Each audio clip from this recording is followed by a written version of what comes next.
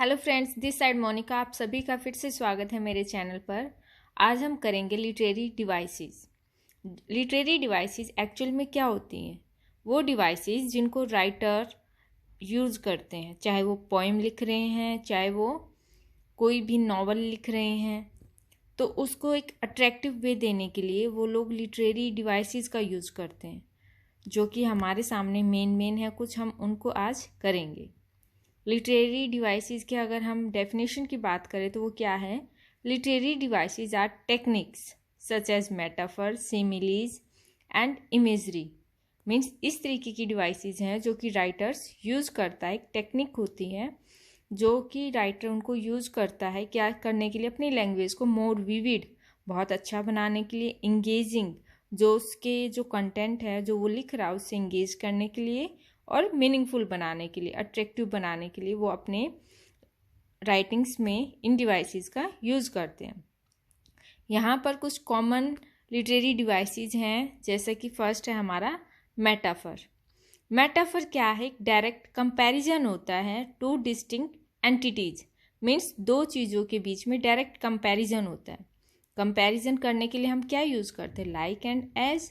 लेकिन मेटाफर की जो मेटाफर डिवाइस है वो लाइक एंड एज का यूज़ नहीं करता, वो डायरेक्ट ही बोलता है। A direct comparison between two distinct entities stating one is the other. Like example क्या रहेगा? ही इज लॉयन, कि वो शेर है। हर वॉइस वॉज म्यूजिक, कि उसकी जो आवाज़ है वो क्या है? म्यूजिक है, संगीत है। जब वो बोलती है तो क्या है? ऐसा लगता है कि हम संगीत सुन रहे हैं। नेक्स्ट है हमारा सिमिली। सिमिली में भी हम कंपैरिजन करते हैं, लेकिन सिमिली में हम क्या करते हैं? लाइक और एज दोनों ही वर्ड का कहीं ना कहीं हम सेंटेंस में यूज़ करते हैं, तो वो क्या बन जाता है? सिमिली। जैसे ही इज़ लाइक अ लोयन, हमने मेटाफर में क्या कहा था? वो क्या है? शेर है, ही इज लोयन। बट सिमिली की बात करें तो इसमें हमने क्या कहा? ही इज़ लाइक ए लोयन, कि वो शेर की तरह है।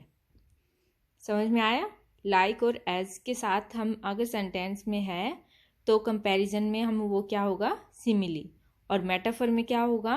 डायरेक्ट किसी चीज़ के साथ उसको कंपेयर कर रहा है। ओके। नेक्स्ट है पर्सोनिफिकेशन। पर्सोनिफिकेशन एक ऐसी डिवाइस है जिसमें नॉन ह्यूमन थिंग्स को एज ए ह्यूमन कंसिडर किया जाता है। Means giving human qualities to animals और इनएनिमेट ऑब्जेक्ट्स।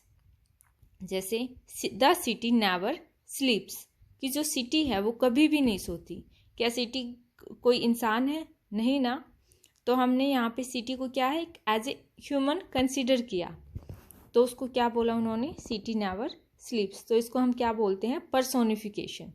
नेक्स्ट है the car engine cuffed and died.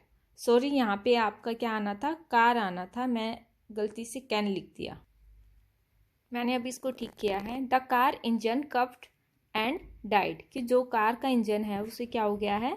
उसे खांसी हो गई है और वो मर गया है या डेड हो गया। तो क्या ऐसा होता है कि कार के इंजन को खांसी हो जाएगी? नहीं ना। तो उनका कहने का मतलब क्या है कि जो कार का इंजन है वो क्या हो गया है? खराब हो गया है। नेक्स्ट है hyperbole. An obvious deliberate exaggeration for effect create humorous effect. Hyper means बहुत बड़ा होता है। अगर हम बात करें तो इसमें क्या है? किसी सेंटेंस में किसी चीज़ को जो कि वो कर नहीं सकता, लेकिन उसको कॉमेडी का रूप देने के लिए, ह्यूमरस इफेक्ट लाने के लिए वो उसको बढ़ा चढ़ा के बोलता है, तो वो क्या होता है? Hyperbole. I am so hungry I could eat a horse, कि मैं इतना भूखा हूँ कि मैं अगर मेरे सामने हॉर्स आता है तो मैं उसको भी खा सकता हूँ। तो अब समझ में आया एग्जाम्पल की हेल्प से? Hyperbole an obvious deliberate exaggeration for effect create humorous effect, कि बहुत किसी चीज़ को बढ़ा चढ़ा के बोलना, वो क्या होता है? हाइपरबोले। एक और एग्जाम्पल हम ले लेते हैं। तो एग्जाम्पल क्या है?